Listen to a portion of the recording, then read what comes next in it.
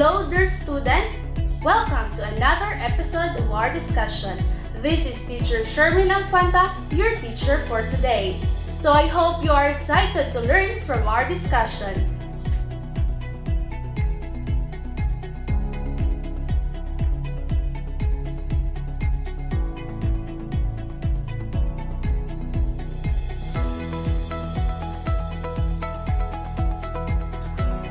After going through our lesson, you are expected to first, identify the two kinds of injury.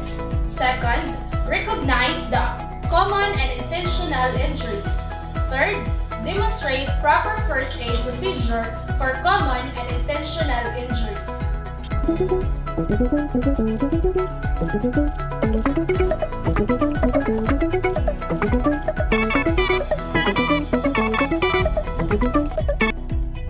Yesterday, we discussed about the definition of first aid and its goal. So who can recall what is the definition of first aid? First aid is the immediate assistance or care given to a person who has been injured or suddenly became ill, from the moment of the accident until availability of specialized medical care. And also, we discussed the goals of first aid. So first, to restore and maintain vital functions. Second, to prevent further injuries or deterioration. Third, to reassure the victim and make him or her as comfortable as possible. Since you already know what is first aid and its goal, this time, let's move on to the next topic. But before we start with our discussion, let us have a pre-assessment. So I will show various images and you are going to identify the kind of injuries, if it is intentional or unintentional injuries. So you are going to choose your answer for the given choices. You are given 5 seconds to answer.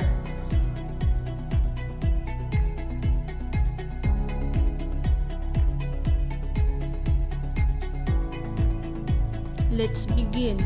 Item number 1. The answer is unintentional injuries. Item number 2.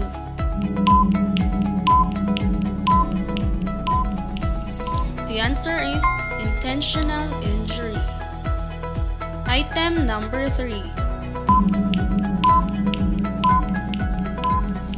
The answer is an intentional injury. Item number 4. The answer is an intentional injury. For the last number, item number 5.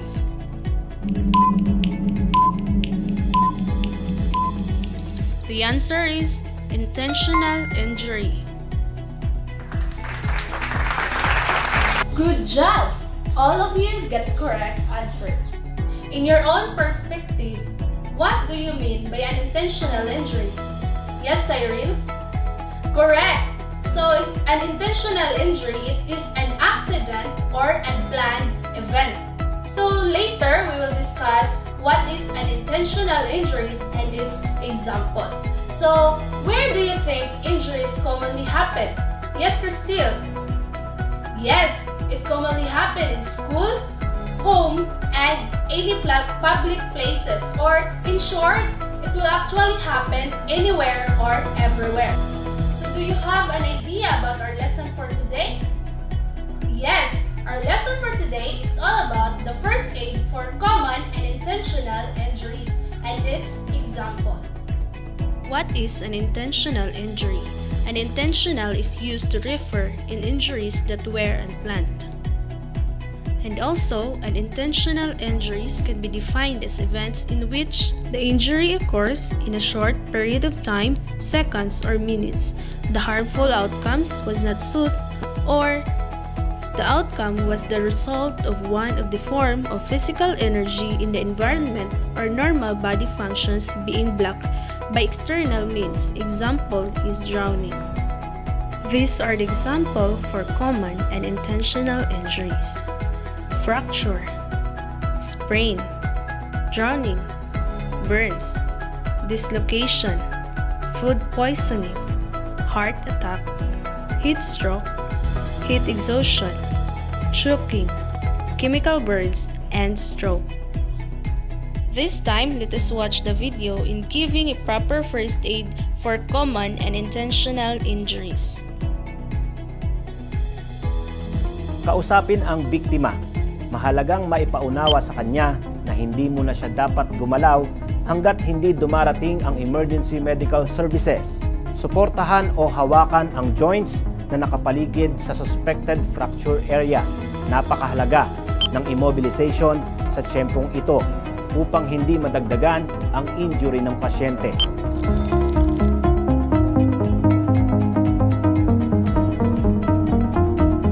Kung ang fracture area ay sa braso, lagyan ng splint o kahit na anong tuwid at matigas na bagay na susuporta sa braso.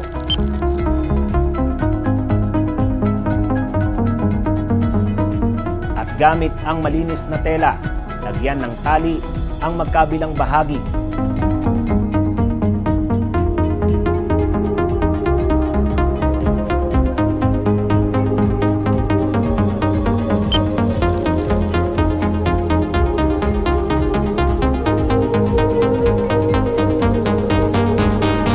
At pagkatapos ay lagyan ng sling at SWAT upang ito ay ma-immobilize.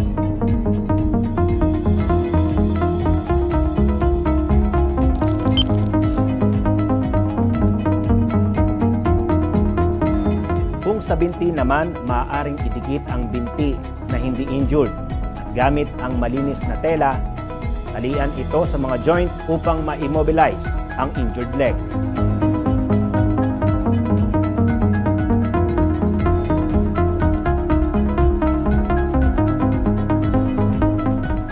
Kung halimbawa ang injury ay nasa lower leg, ang joint sa tuhod at joint sa ankle ang paglalagyan ng tali. Ito ang tinatawag na anatomical splint.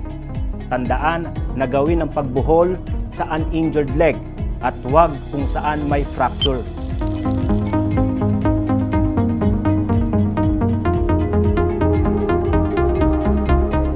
Napakahalagang huwag munang galawin ang biktima, lalo na kung hindi pa secure ang nabaling bahagi ng katawan. Puwera na lamang kung nasa immediate danger ang kanyang kinalalagyan. Kausapin ang pasyente upang siya ay maging komportable. Bigyan siya ng kasiguraduhan na may darating na tulong mula sa mga emergency medical services. Ikaw ay isang bystander at nais na makatulong sa isang injured person na maaaring na-strain or na-sprain. Gawin lamang ang PRICES o PRICES bilang first aid sa ganitong klaseng injury.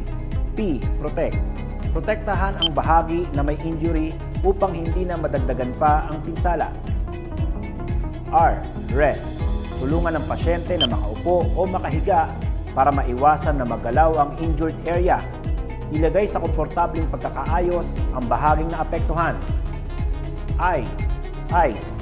Maglagay ng cold compress gaya ng ice pack o cold pad sa napinsalang parte upang maibsan ang pananakit at pamamaga. C. Compression. Lagyan ng bandage ang apektadong bahagi at kasamang ibalot ang in-apply na cold compress. E. Elevation. Lagyan ng suporta o patungan ang apektadong bahagi upang ito ay maitaas para mabawasan ang pamamaga at pagkakaroon ng pasa. S. Support or splint. Kung talagang hindi maigalaw ng pasyente ang parte ng na-sprain or na-strain, maaari itong lagyan ng suporta kagaya ng karton, kahoy o anumang bagay na makapag-i-immobilize. Kapag hindi naman naibsan ang sakit na nararamdaman ng pasyente, ay maaari na itong ipa-check up sa mga doktor. Kung kayo ay bystander sa isang maaaring may heart attack at nakahanda kayong tumulong sa kanya, narito ang inyong mga dapat gawin. Tumawag agad ng Emergency Medical Services, kagaya ng 911 UNTV, at ipaalam ang lokasyon at kalagayan ng biktima. Kung may contact number ng kamag-anak o doktor ng pasyente, agad din itong tawagan. Kung maaari ay huwag iwanang mag-isa ang biktima dahil malaki ang tsansa na siya ay biglang mag-collapse. Tulungan ang biktima na makaupo ng maayos sa half-sitting position. Lagyan ng suporta ang ulo at balikat. Maglagay rin ng patungan sa ilalim ng tuhod. At pakalmahin ang biktima.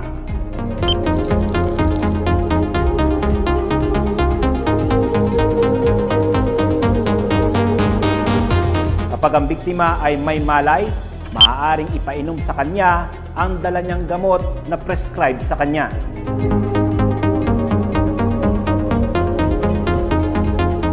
Pakalmahin ang biktima at siguraduhing may parating na tulong mula sa emergency medical services. Palayuin ang mga tao sa paligid upang magkaroon ng proper ventilation. Kung masikip ang damit, luwagan ito at makatutulong din kung sasabayan ng biktima na mag-deep breathing exercise upang siya ay ma-relax.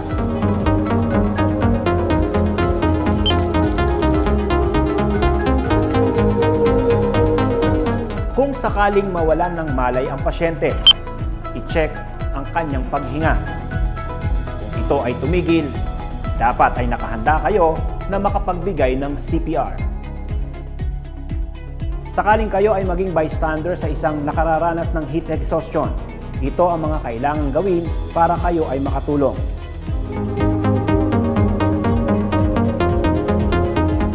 Ito ang mga sintomas ng heat exhaustion. Labis na pagpapawis, panghihina, restlessness o hindi mapakali, pagkahilo, pananakit ng ulo, pamumutla at pulika. Unang hakbang na dapat gawin ay dalhin sa isang malilim at mahangin na lugar ang pasyente. Kung ito ay may malay, maaaring painumin ng tubig o oral rehydration solution. Kung walang malay ay ihiga ang pasyente. I-check ang ABC o airway, breathing at circulation. Kung maayos ang paghinga at sirkulasyon ng pasyente, ay i-elevate ang mga paa nito.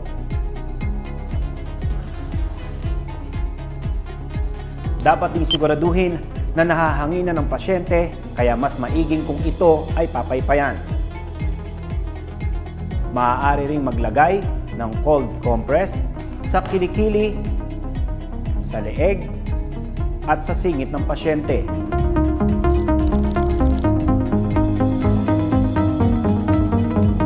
Sakaling lumala naman ang kalagayan ng pasyente, ay agad na tumawag ng emergency medical services, kagaya ng 8911 UNTV. Kapag kayo ay bystander sa ganitong pangyayari, dapat mabilis ang ating reaksyon para matulungan ang isang taong natsuchoke. Kung conscious ang pasyente, tanungin siya kung natsuchoke o nabibilaukan. Sir, nabibilaukan ba kay sir? Sir. Kapag nakapagsasalita ang pasyente, ay hikayatin siya na umubo ng malakas upang mailabas ang obstruction. Sir, buka sir. Isa pa sir. Kung hindi naman siya makapagsalita at tumangulang, ay umpisahan ang abdominal thrust. Pumunta sa likuran ng pasyente at gawin ang tripod position.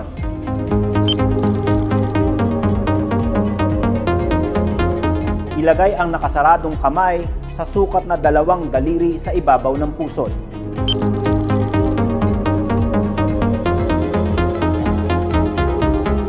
Gawin ang inverted J motion hanggang sa mailabas ang nakabara o mawalan ng malay ang pasyente.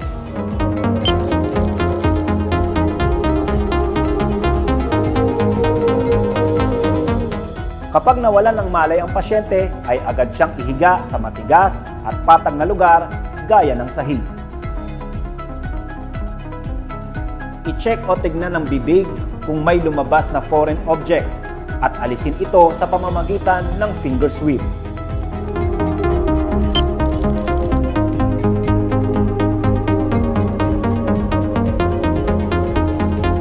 Kung naalis na o wala namang lumabas na foreign object, sunod na magbigay ng 30 chest compressions. Ituloy lang ang pagkasunod-sunod hanggang sa magkamalay ang pasyente o dumating ang tinawagang rescue team.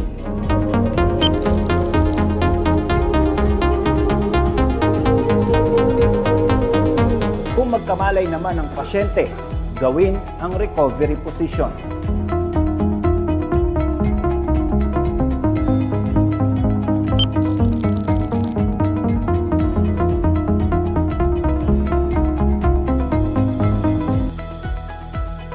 Bilang bystander, ito ang mga dapat tandaan kapag sinususpecha na na-stroke ang isang biktima. F-A-S-T, fast. F, facial weakness. Pangitiin ng pasyente, tingnan ng maigi kung normal ba ang galaw ng kanyang mukha. Dahil maaaring hindi na siya makangiti at lumalaylay ang isang bahagi ng mukha.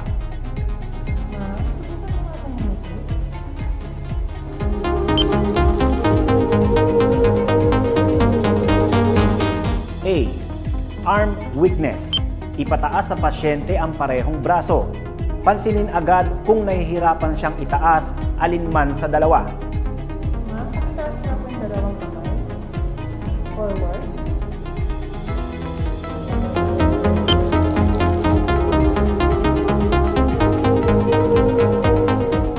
S, speech problem. Kausapin ang biktima at pansinin kung hirap ba siya sa pagsasalita. Ano po naman? Mahina o...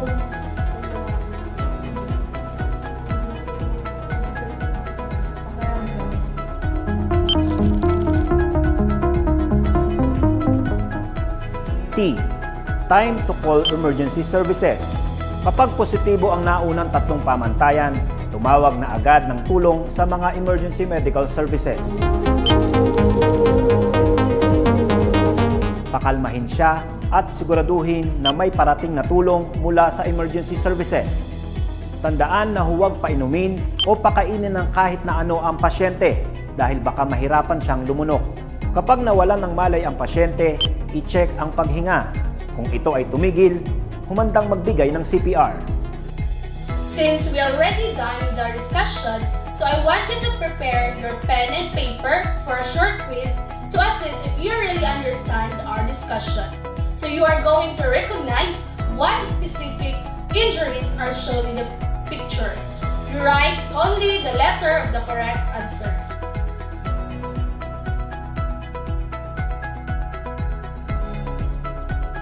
Let's begin. Item number 1.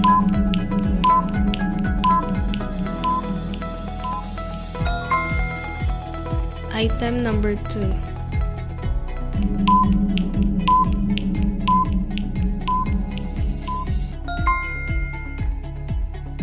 Item number 3.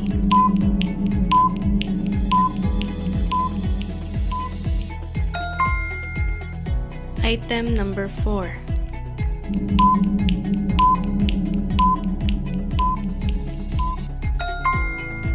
Item number 5.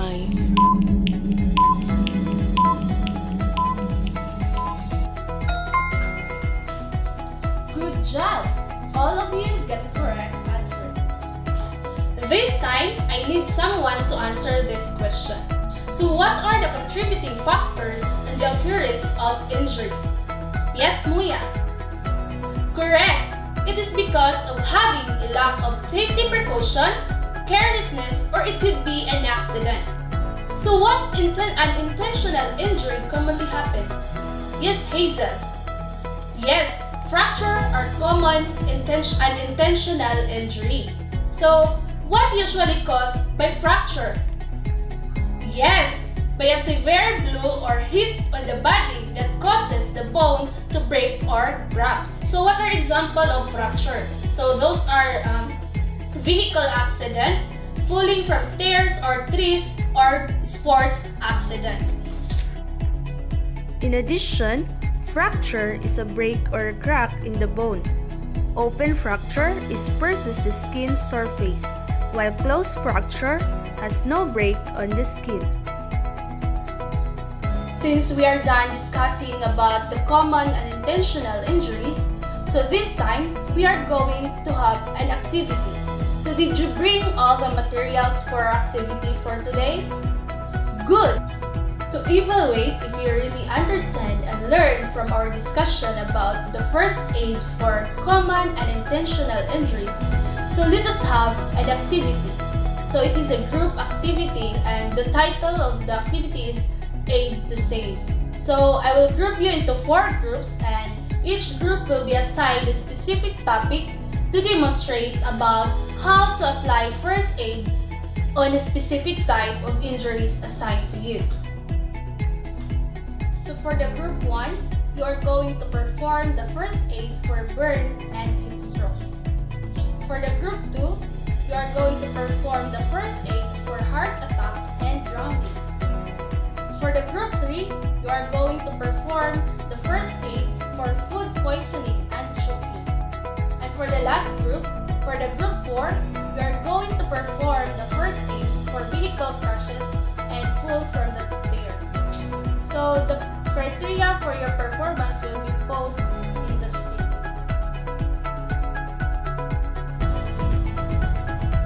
I will give you 15 minutes to practice. Time is up, so let's start our role playing. The first group to perform is the group 1. You may now start your presentation. Thank you for your wonderful presentation, group 1. Let's proceed to the second group. You may now start. Thank you, Group 2, for your wonderful presentation. Next, Group 3, please be on stage and start your presentation. Thank you so much, Group 3. Let's move on to the last group, the Group 4. Thank you, Group 4. Good job! A round of applause for everybody.